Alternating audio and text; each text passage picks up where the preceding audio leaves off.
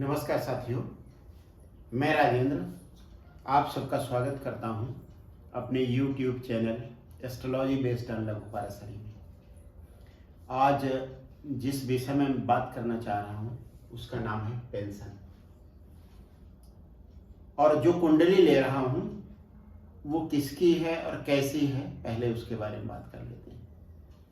कुंडली मेरे मित्र अनिल की है, जिनका जन्म हुआ था 14/4/1960 को 15/18 को, और बस्ती उत्तर प्रदेश में।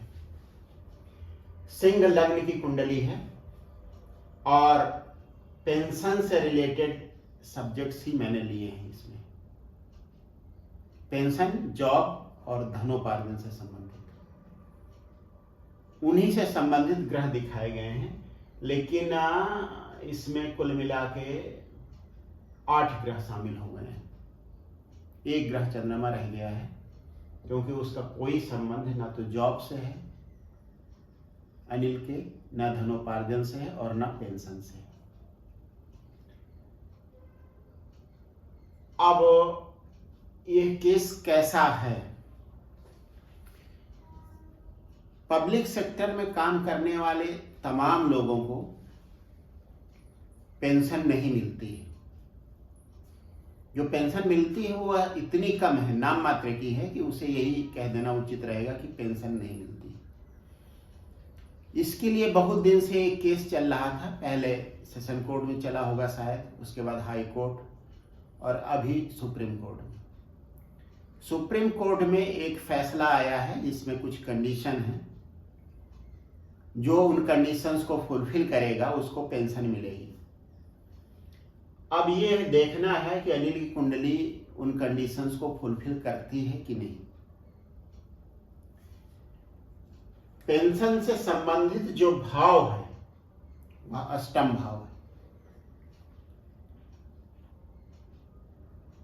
अष्टम भाव, अष्टमेश और अष्टम भाव का कारक, ये 3 चीजें डिसाइड करेंगी कि पेंशन मिलेगी कि नहीं मिलेगी। एक बार फिर से मैं दोहरा देता हूं। पेंशन अष्टम भाव से संबंधित विषय है और कोई भी विषय फलित तब होता है जब उस विषय से संबंधित भाव अच्छी स्थिति में हो, भावेश अच्छी स्थिति में हो और भाव का कारक अच्छी स्थिति में हो। अब इस कुंडली में एक एक करके इन चीजों को देखते हैं। सिंह लग्न की कुंडली है, अष्टम भाव में गुरु की राशि मीन है। सबसे पहले देखेंगे ये भाव शुभ है या अशुभ। 2, 8 और 12 ये तटस्थ भाव होते हैं। इनके भावेश तटस्थ रहते हैं, मतलब उनका फल ना तो शुभ होता है ना अशुभ होता है। वे कभी कभी शुभ फल देते हैं और कभी कभी अशुभ फल देते हैं। शुभ फल देने की कंडीशन क्या है? अष्टम भाव या 12वां भाव या दूसरे भाव का स्वामी, उस स्वामी का दूसरा भाव शुभ है या अशुभ। जैसे इस पर्टिकुलर कुंडली की बात करते हैं, अष्टम भाव में मीन राशि है जिसका स्वामी हुआ गुरु। गुरु जिस दूसरे भाव का स्वामी है वह है पंचम भाव। पंचम भाव का मतलब हुआ कुंडली का दूसरा सबसे शक्तिशाली शुभ भाव। शुभता के मामले में दूसरे नंबर का सबसे शक्तिशाली भाव, सबसे शक्तिशाली भाव है नवम, उसके बाद पंचम और फिर उसके बाद लग्न। अब इस कुंडली की बात करें, लग्नेश भाग्य भाव में चला गया है, सबसे शक्तिशाली शुभ भाव में। दूसरी बात यह है कि वह मेष राशि में है, अपनी उच्च राशि में। और अगर इस भाव का कारक तो देखें नवम भाव का, तो नवम भाव का कारक है गुरु। मतलब सूर्य बहुत ही अच्छी स्थिति में है। सूर्य इस कुंडली के लिए लग्नेश है, इसलिए शुभ है।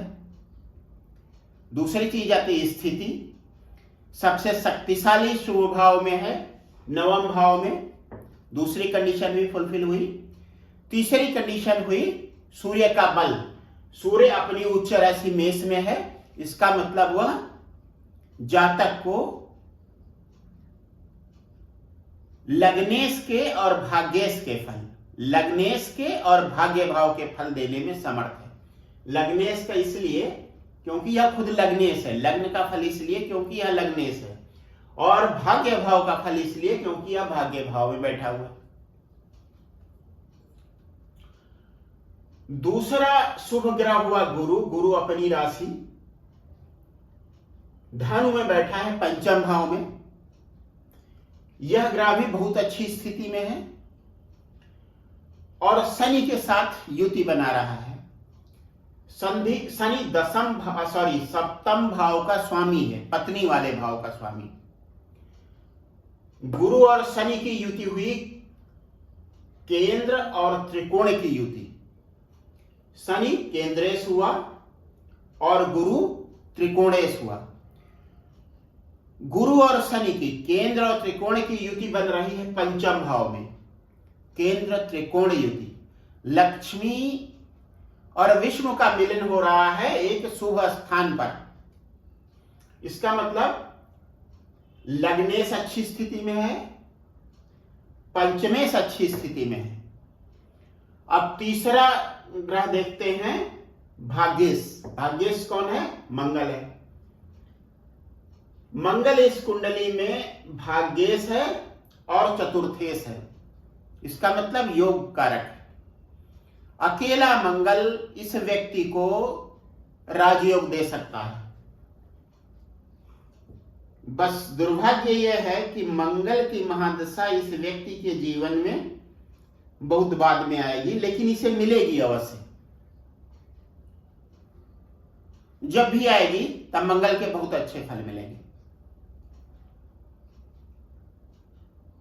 लग्न का भाग्य भाव में उच्च राशि में होना, लग्नेश का भाग्य भाव में उच्च राशि में होना जातक के अच्छे व्यक्तित्व को दिखाता है। पंचमेश का अपनी राशि में होना जातक के संतान सुख के मामले में भाग्यशाली होने को दिखाता है। नवमेश चतुर्थेश मंगल की पत्नी वाले भाव में स्थित और पत्नी वाले भाव के स्वामी शनि की गुरु के साथ युति अच्छे वैवाहिक जीवन की परिचायक है। और ऐसा ही है हमारे मित्र अनिल का जीवन। खुद बहुत ही अच्छे व्यक्ति हैं, जिसकी गवाही सूर्य दे रहा है इनकी कुंडली में। संतान सुख में कोई कमी नहीं है। बेटा विदेश में है, उसकी शादी हो चुकी है। पत्नी भी विदेश में है और स्टेट बैंक ऑफ इंडिया में, लंदन में स्टेट ऑफ बैंक इंडिया। लड़की भी जॉब में है, वो भी स्टेट बैंक में। अब बात करते हैं पेंशन से संबंधित विषय की। पेंशन मिलेगी या नहीं मिलेगी, इस विषय में अनिल से अक्सर बात होती रहती थी। एक हमारे दोस्त अनिल कुमार श्रीवास्तव और दूसरे विनीत राज शुक्ला। विनीत रायबरेली में जहां मैं रहता हूं वहीं रहते हैं, और अनिल श्रीवास्तव रायबरेली से 80 किलोमीटर की दूरी पर लखनऊ में रहते हैं। हफ्ते में 1-2 बार बात होना बहुत साधारण सी बात है, बहुत छोटी छोटी सी बातें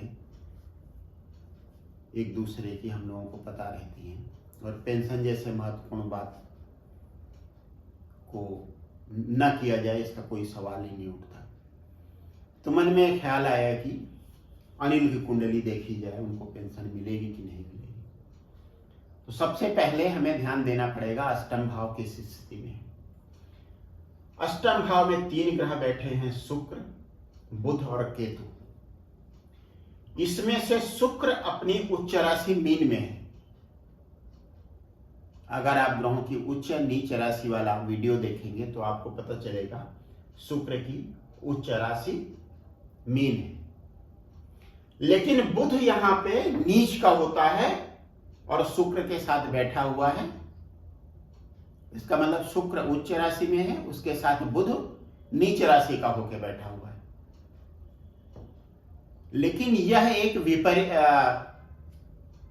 नीच भंग राजयोग है। नीच भंग राजयोग कई तरीके से बनता है, उसमें से एक तरीके से यहां बन रहा है। जब कोई नीच का ग्रह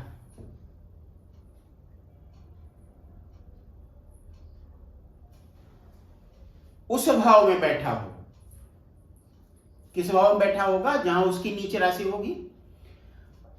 नीच का ग्रह नीच राशि वाली भाव में बैठा हो और उसके साथ उस नीच राशि का स्वामी बैठा हो, या उस नीच राशि में उच्च का होने वाला ग्रह बैठा हो।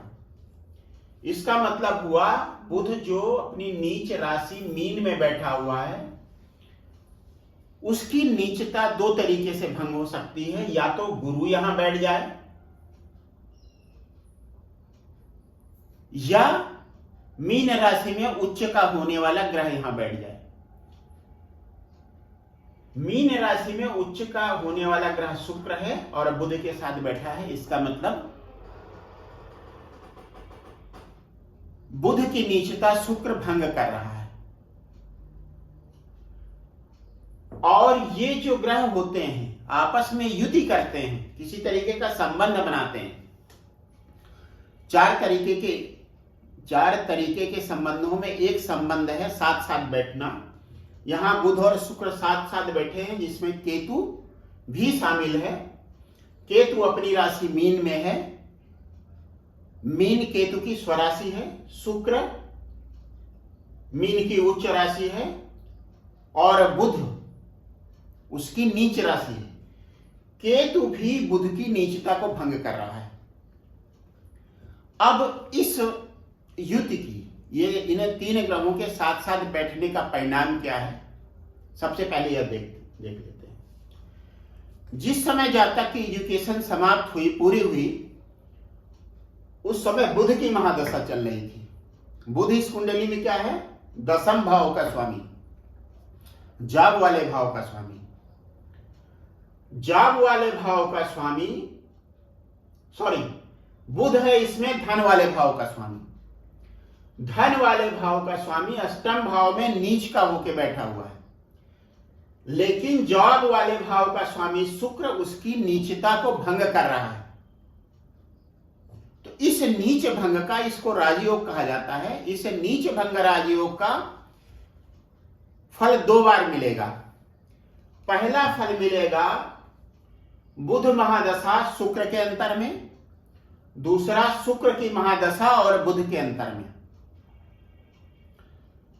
जिस समय जातक की शिक्षा पूरी हुई, उस समय बुध की महादशा में शुक्र का अंतर चल रहा था और इसी अंतर में जातक को जॉब मिल गया। मेरे मित्र अनिल को जॉब मिल गया।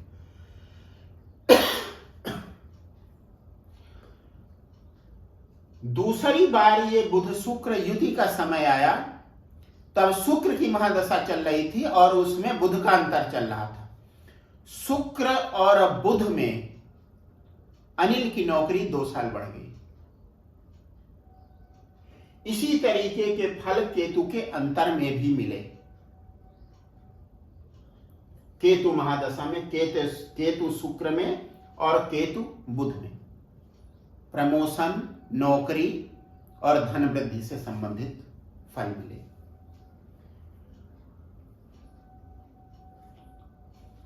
यह एक उदाहरण आपको मैंने बताया नीच भंग राजयोग का, यह व्यक्ति के जीवन में यदि उसका जीवन लंबा है तो 2 बार आएगा। एक बार जो ग्रह नीच राशि में है उसकी महादशा, और उसकी महादशा में वह अंतर्दशा जो वह नीच राशि ग्रह की नीचता को भंग कर रहा है। दूसरी बार फल मिलेगा उस समय जब इसका अपोजिट होगा। जैसे इस कुंडली में बुध महादशा शुक्र के अंतर में अनिल को जॉब मिला, उसके बाद शुक्र महादशा आई और बुध का अंतर आया, उस समय 2 साल की सर्विस वृद्धि हुई, नौकरी में वृद्धि हुई। और अनिल की पूरी नौकरी वाली महादशाएं बुध शुक्र और केतु, पूरी की पूरी नौकरी इन्हीं 3 महादशाओं में निकल गई। अब इसमें अष्टम भाव का क्या रोल है? जो जॉब मिला बिल्कुल अचानक से मिल गया, बिना किसी प्रयास के। अष्टम भाव अप्रत्याशित लाभ या हानि देता है। इस कुंडली में मैंने बताया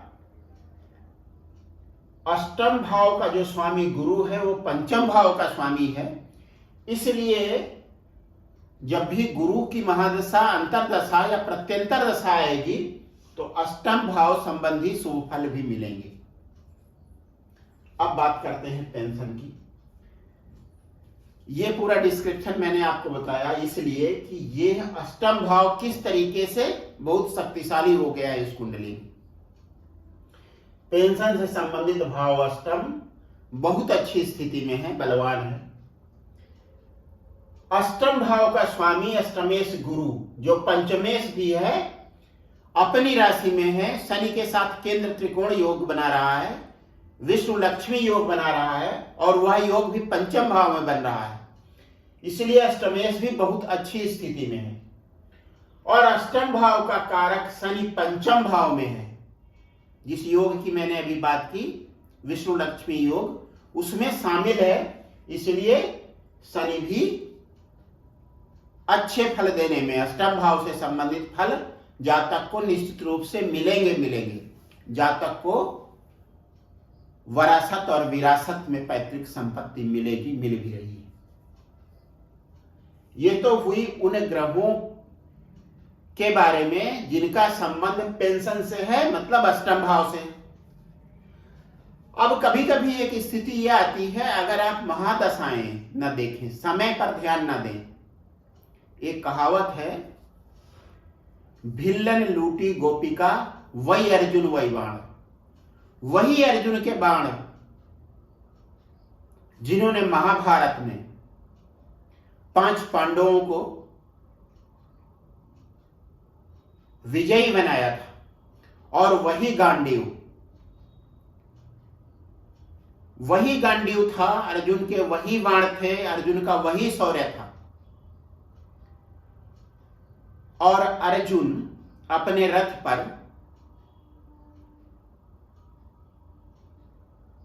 कृष्ण से संबंधित, मतलब कृष्ण ने वो काम सौंपा था, कृष्ण का काम था, कुछ ग्वालिन थी जिनको अर्जुन को सुरक्षित स्थान पर पहुंचाना था, लेकिन वे लूट ली गई भीलों द्वारा, जिनके हाथ में लकड़ी, डंडे और पत्थर थे। भारत में समय की जो बात की जाती है, ये उसका बहुत अच्छा सा सटीक उदाहरण है। पेंशन से संबंधित जो भाव है, भावेश है, कारक है, वो सब अच्छी स्थिति में है, लेकिन महादशा, अंतरदशा और प्रत्यंतर दशा देखना आवश्यक है।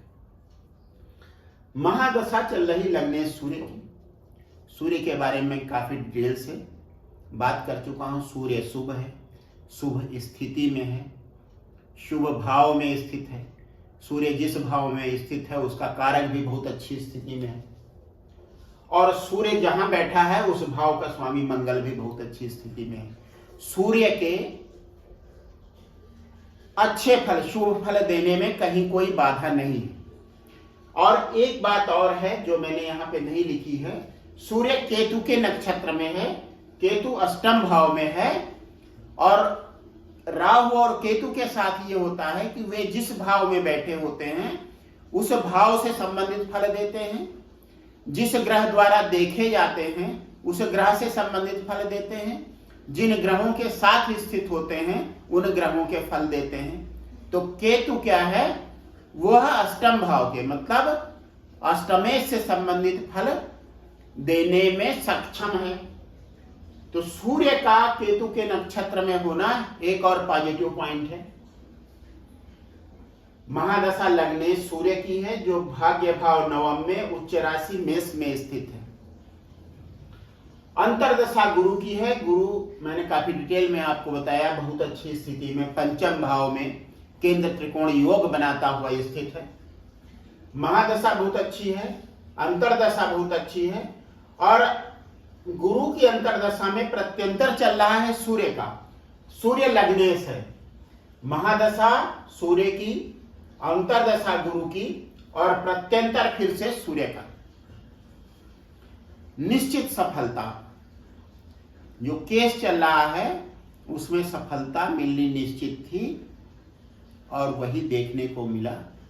सुप्रीम कोर्ट ने जो फैसला दिया वह अनिल और इनके जैसे, इनकी जैसी कुंडली वाले व्यक्तियों को पेंशन निश्चित रूप से दिलवाएगा। और विशेष बात यह है कि वह बेंच जिसने फैसला दिया इसमें सुप्रीम कोर्ट के चीफ जस्टिस भी शामिल थे। आप सबका बहुत बहुत धन्यवाद मेरे वीडियोज को सुनने के लिए। यदि आपने चैनल को सब्सक्राइब नहीं किया है अब तक तो प्लीज़ उसे सब्सक्राइब करें।